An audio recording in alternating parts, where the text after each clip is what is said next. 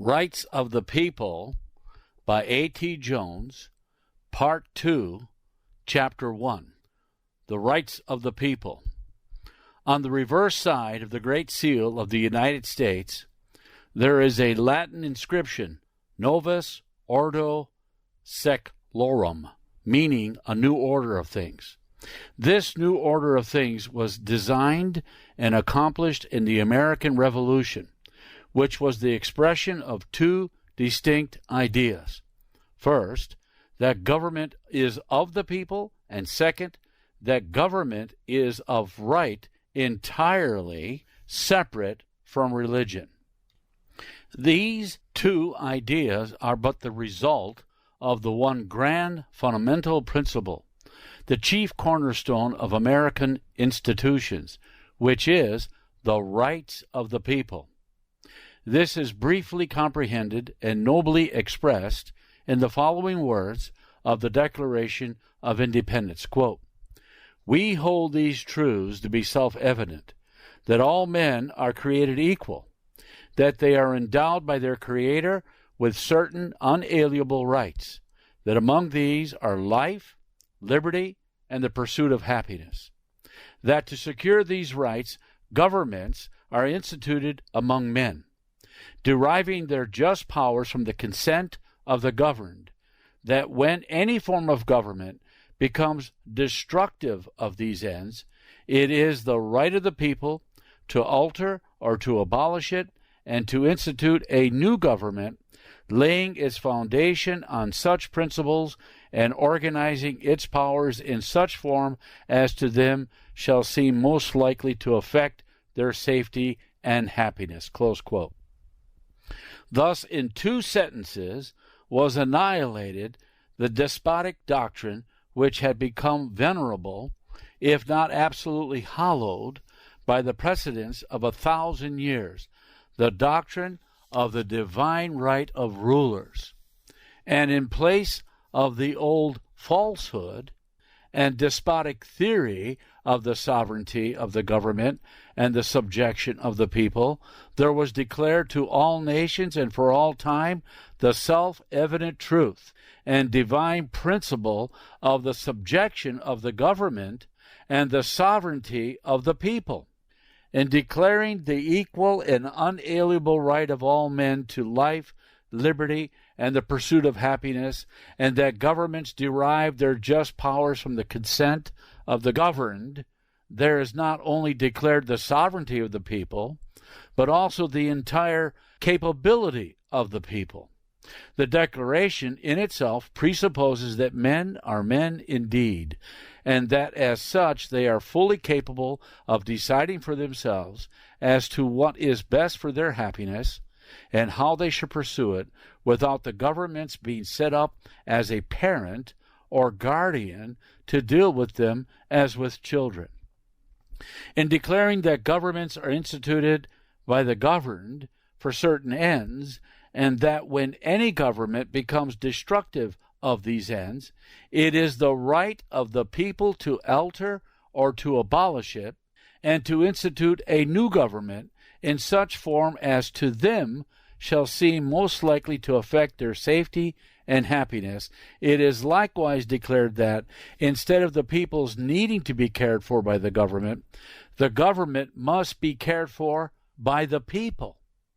In declaring the objects of government to be to secure to the people the rights which they already possess in full measure and inalienable degree, and to affect their safety and happiness in the enjoyment of those rights, and in declaring the right of the people, in the event named, to alter or abolish the government which they have, and institute a new one on such principles and in such form as to them seems best, there is likewise declared not only the complete subordination, but also the absolute impersonality of government. It is therein declared that the government is but a device, a piece of political machinery framed and set up by the people, to which they would make themselves secure in the enjoyment of the inalienable rights which they already possess as men, and which they have by virtue of being men in society and not by virtue of government. The right which was theirs before government was, which is their own in the essential meaning of the term, and which they do not hold by any sub-infeudation, but by direct homage and allegiance to the owner and Lord of all, their Creator, who has endowed them with those rights. And in thus declaring the impersonality of government, there is wholly uprooted every vestige of any character of paternity in the government. In declaring the equality of all men in the possession of these inalienable rights, there is likewise declared the strongest possible safeguard of the people. For, this being the declaration of the people, each one of the people stands thereby pledged to the support of the principle thus declared. Therefore, each individual is pledged in the exercise of his own inalienable right to life, liberty, and the pursuit of happiness, so to act as not to interfere with any other person in the free and perfect exercise of his inalienable right to life, liberty, and the pursuit of happiness. Any person who so acts as to restrict or interfere with the free exercise of any other person's right to life or liberty or the pursuit of happiness denies the principle to the maintenance of which he is pledged, and does in effect subvert the government. For, rights being equal, if one may so act, every other one may do so, and thus no man's right is recognized, government is gone, and only anarchy remains. Therefore, by every interest, personal as well as general, private as well as public, every individual among the people is pledged in the enjoyment of his right to life or liberty or the pursuit of happiness, so to conduct himself as not to interfere in the least degree with the equal right of every other one to the full and free exercise of his enjoyment of life, liberty, and the pursuit of happiness. Quote, for the rights of man as man must be understood in a sense that can admit of no single exception. For to allege an exception is the same thing as to deny the principle. We reject, therefore, with scorn any profession of respect to the principle which, in fact, comes to us clogged and contradicted by a petition for an exception. To profess the principle, and then to plead for an exception, let the plea be what it may, is to deny the principle, and it is to utter a treason against humanity. The rights of man must be everywhere, all the world over, be recognized and respected. Close quote, Isaac Taylor. The Declaration of Independence, therefore, announces the perfect principle of civil government. If the principle thus announced were perfectly conformed to by all, then the government would be a perfect civil government. It is but the principle of self-government, government of the people, by the people, and for the people. And to the extent to which this principle is exemplified among the people, to the extent to which the individual governs himself, just to that extent and no further will prevail the true idea of the Declaration and the Republic which it created. Such is the first grand idea of the American Revolution, and it is the scriptural idea, the idea of Jesus Christ and of God. Let this be demonstrated. The Declaration holds that all men are endowed by their Creator with certain inalienable rights.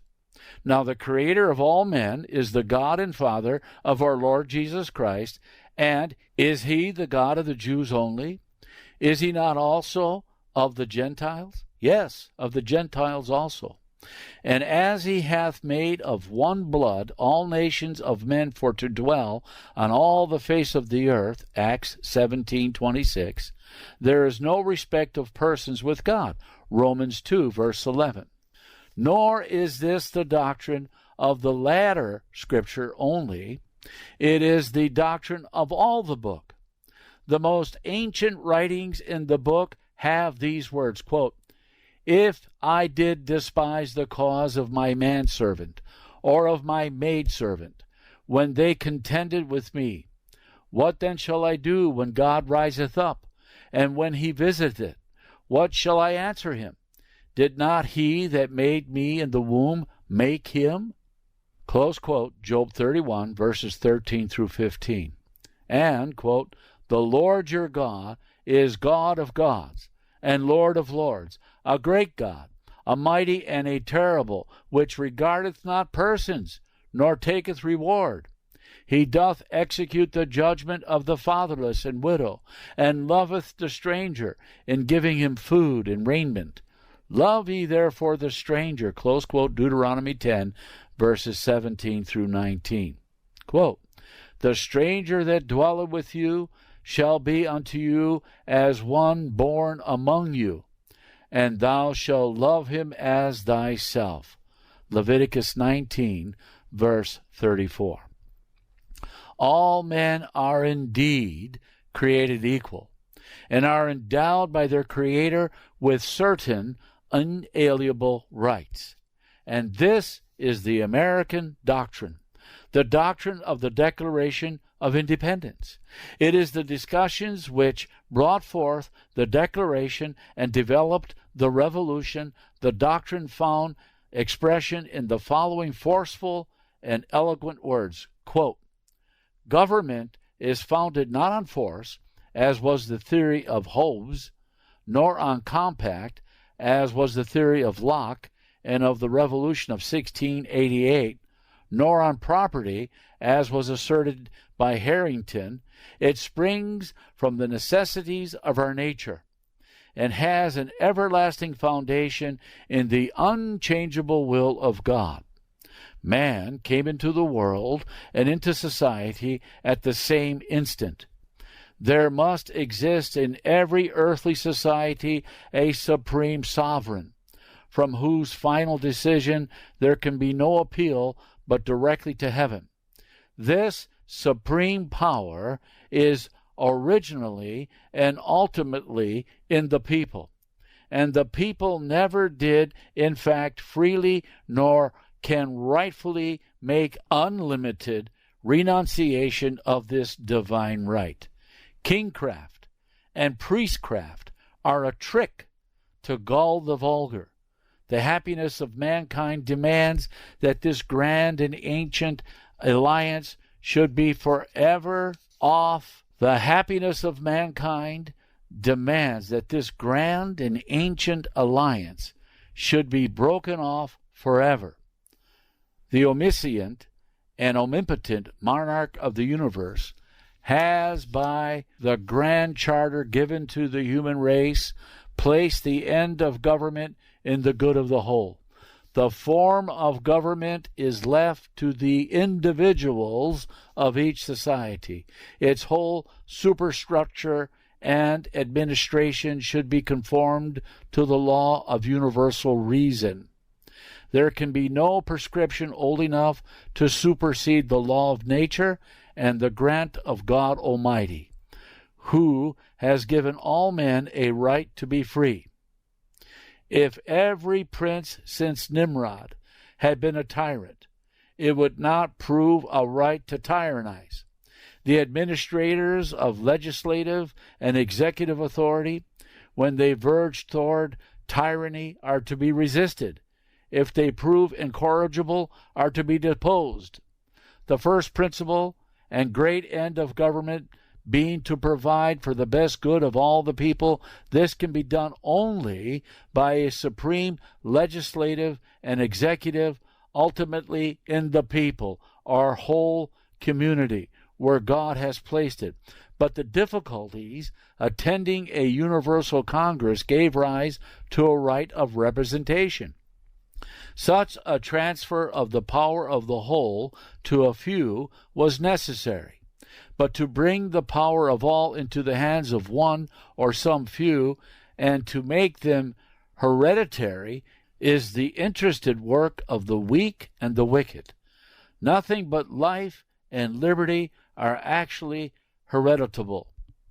The grand political problem is to invent the best combination of the powers of legislation and execution. They must exist in the state, just as in the revolution of the planets. One power would fix them to a center, and another carry them off indefinitely. But the first and simple principle is equality and the power of the whole.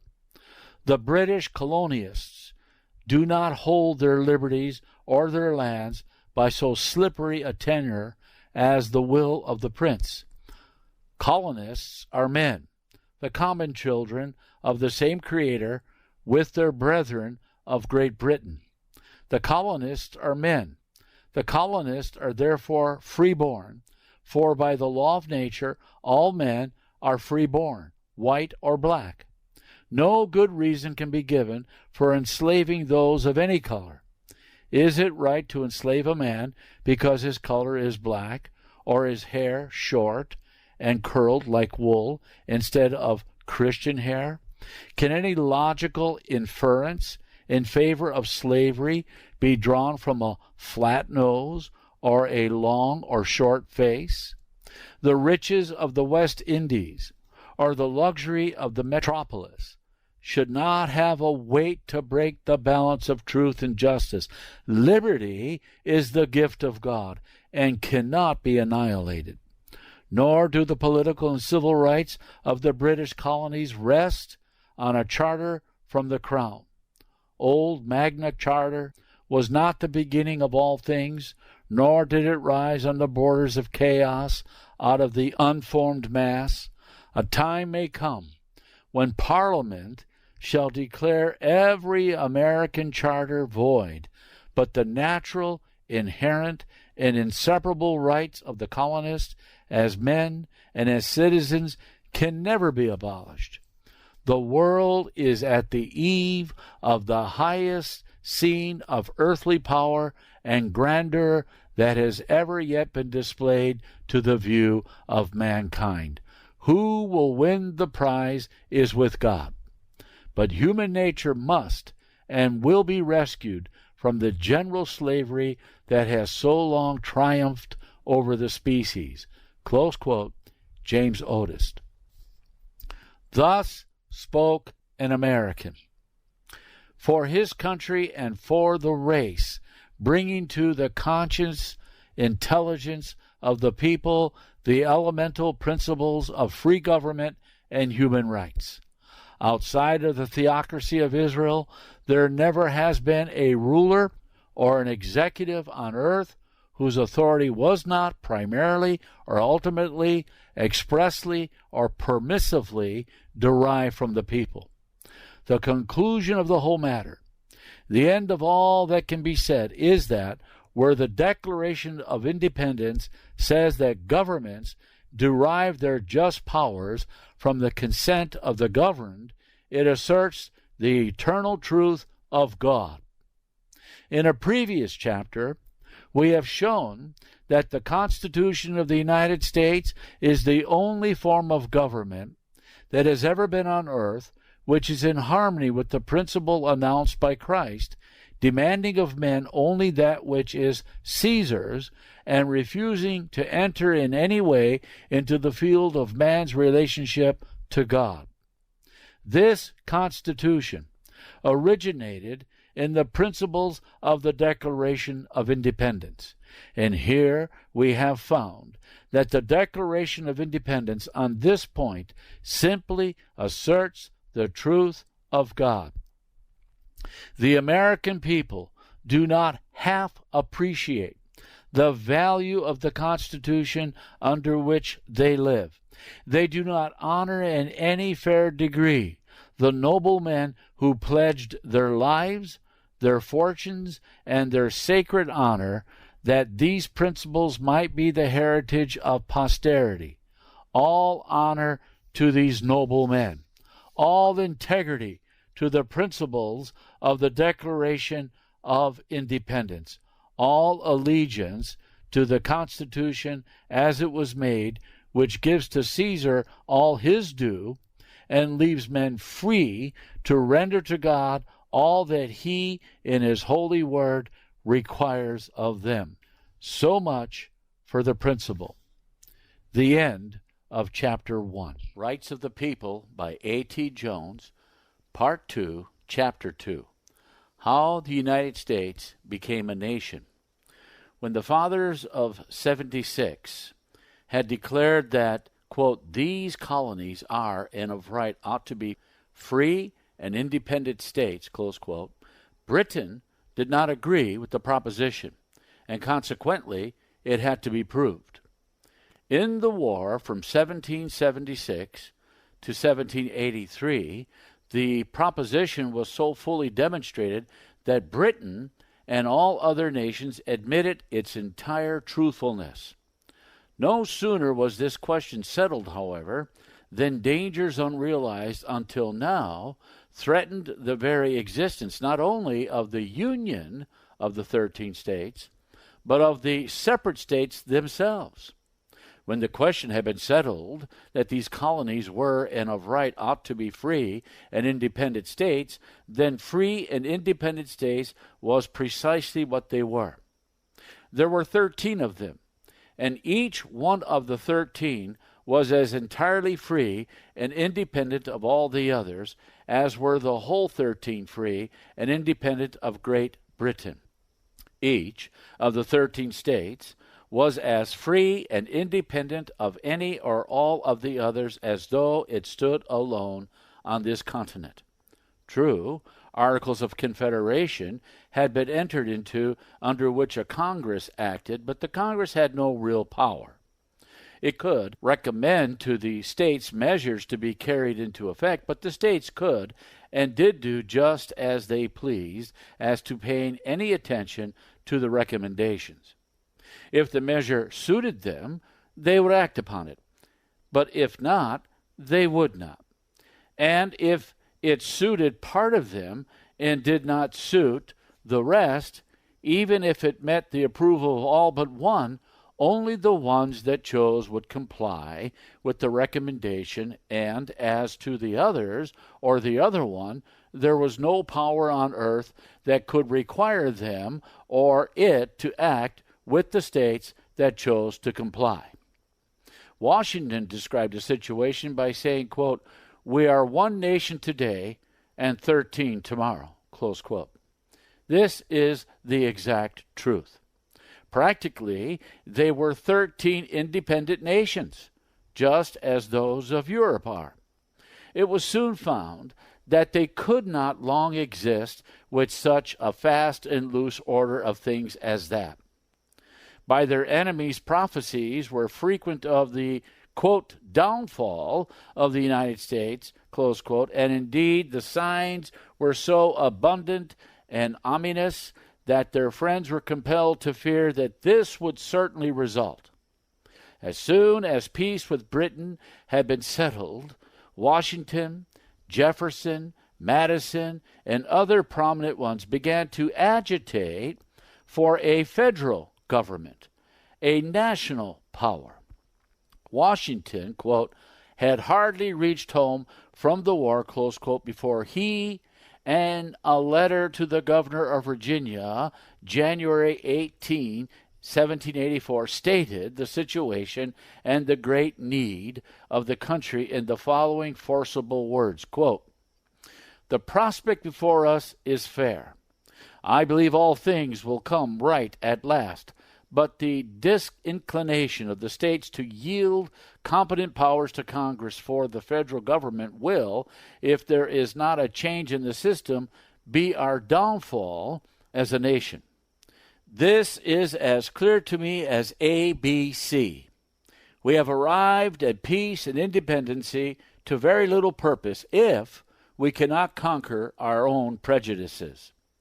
The powers of Europe begin to see this, and our newly acquired friends, the British, are ready and professedly acting upon this ground, and wisely too, if we are determined to persevere in our folly.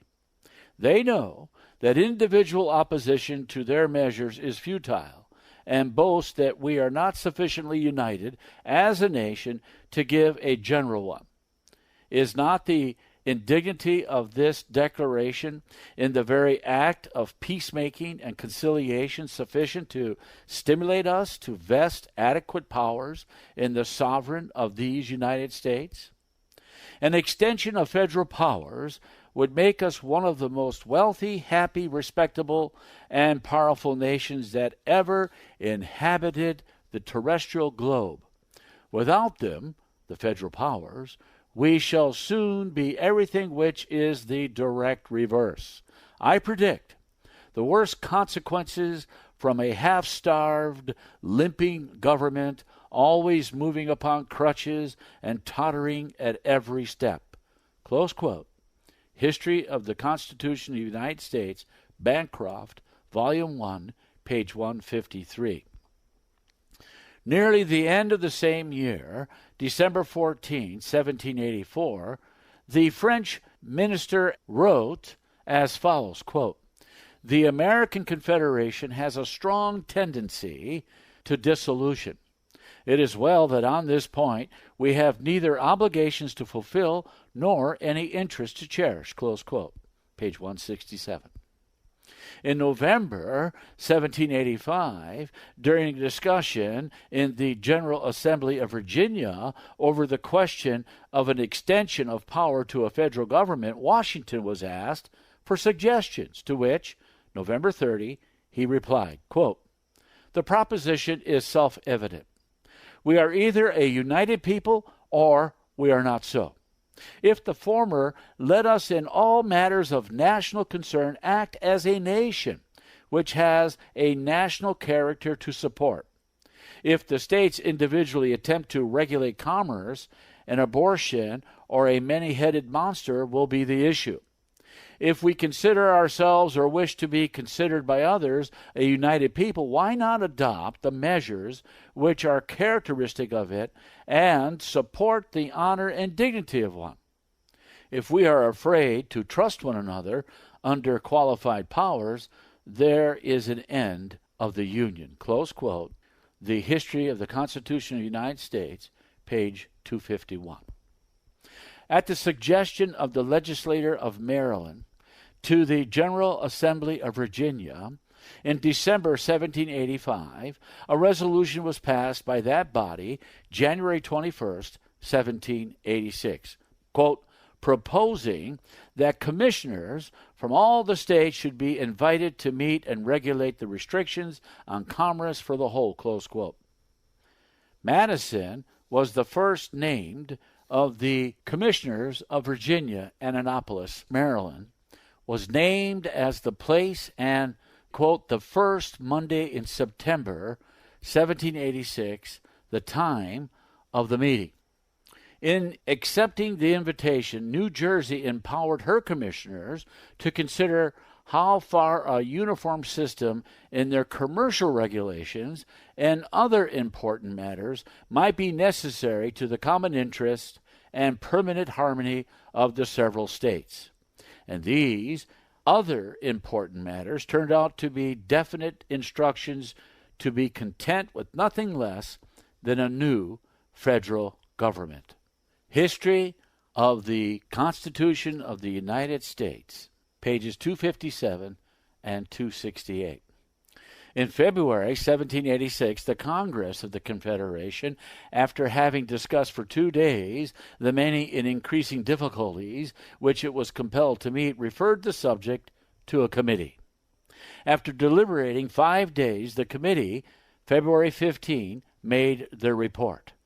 After stating the chief difficulties, the report concluded as follows, quote, after the most solemn deliberation, and under the fullest conviction that the public embarrassments are such as above represented, and that they are daily increasing, the committee are of opinion that it has become the duty of Congress to declare most explicitly that the crisis has arrived when the people of the United States, by whose will and for whose benefit the federal government was instituted, must decide whether they will support their rank as a nation by maintaining the public faith at home and abroad, or whatever, for want of a timely exertion in establishing a general revenue and thereby giving strength to the Confederacy, they will hazard not only the existence of the Union, but of those great and invaluable privileges for which they have so arduously and so honorably contended. Close quote. Yet, after this strong and pointed report, the Congress failed to take any decisive steps toward the relief and safety of the country. Quote, the discussion brought Congress no nearer to the recommendation of a general convention.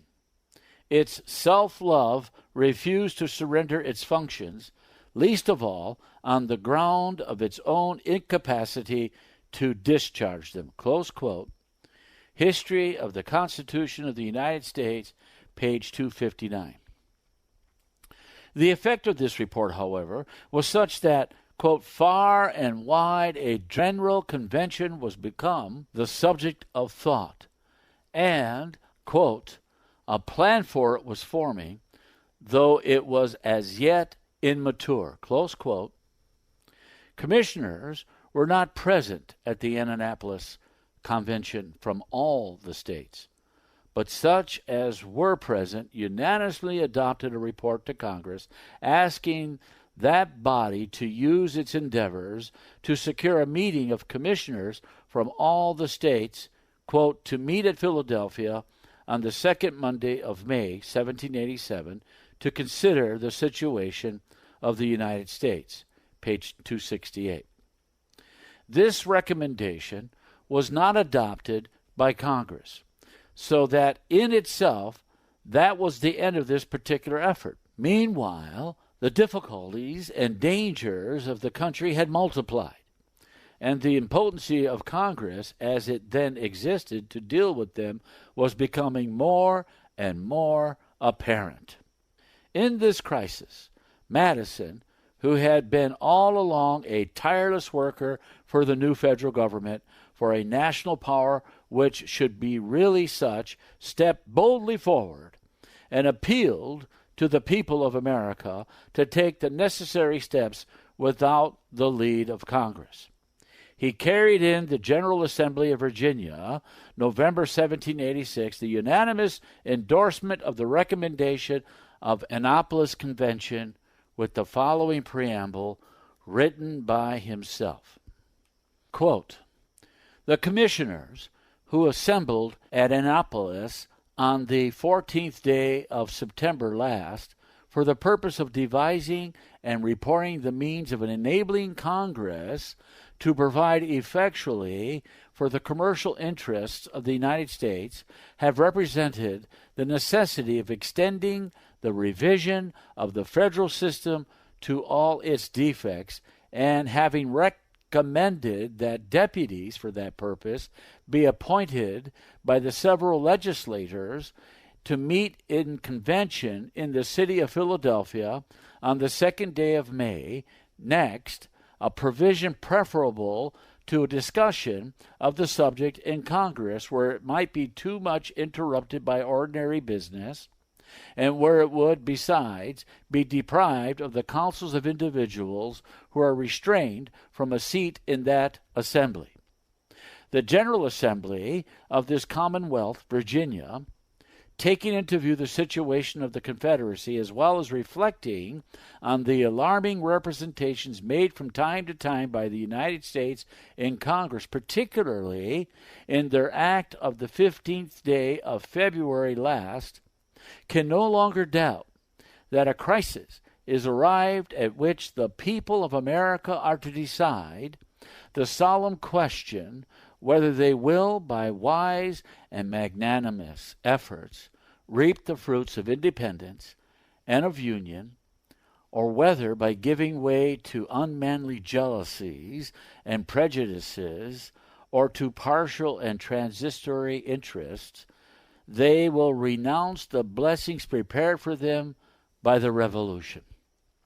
The same noble and extended policy, and the same fraternal and affectionate sentiments which originally determined the citizens of this commonwealth to unite with their brethren of the other states in establishing a federal government cannot but be felt with equal force now as motives to lay aside every inferior consideration and to concur in such further concessions and provisions as may be necessary to secure the objects for which that government was instituted, and to render the United States as happy in peace as they have been glorious in war.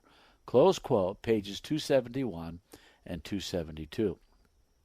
It was as late as the middle of November 1786 when this was passed by the Virginia Assembly. As soon as New Jersey received the news, she endorsed the action. November 23rd. In December, Pennsylvania joined these two. In January, North Carolina, and in February 1787, Delaware joined the former three. Congress, seeing how the tide was moving, thought it best to move also, and accordingly thought to maintain its dignity by totally ignoring all that had been done and gravely recommending precisely such a convention as was going to meet, and also recommending it to meet in the same place and on the identical day. One after another of the remaining states fell into line, except Rhode Island, which never did. And so only 12 states had any part in the work of the convention that created the national government under which we live. As soon as it became apparent that the convention would certainly assemble, Madison began to prepare an outline of a constitution for the expected new government. And in advance of the federal convention, he had sketched for his own use and that of his friends, and ultimately of the convention, a thoroughly comprehensive constitutional government for the Union. The delegates were slow in arriving, and it was the 29th of May, 1787, before the convention was fully organized for business.